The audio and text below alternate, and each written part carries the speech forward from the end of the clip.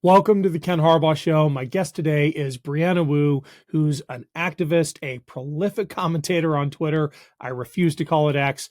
And she's the executive director of Rebellion PAC. But I asked Brianna to join me today to talk about a domain in this information war we're now engaged in, whether we admit it to ourselves or not. That's a domain I don't understand at all. And I suspect most of our audience doesn't either. And that's the gaming space. Before we get into it, Brianna, give us a short version of your backstory and your hard-won expertise in this area.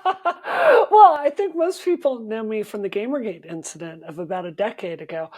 Just to remind you, in case you didn't see the Law and Order episode, which is terrible, 10 years ago, a bunch of the alt-right started their careers by targeting women in the game industry, including me. They sent us rape threats, death threats, tried to run us out. The idea was feminists were taking over your video games.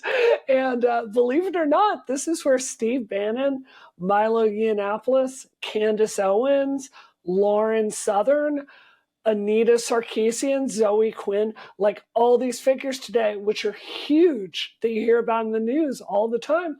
All of us came from Gamergate a decade ago. So kind of weird. It set the precedent for how we argue online today, which is destroy everyone in sight.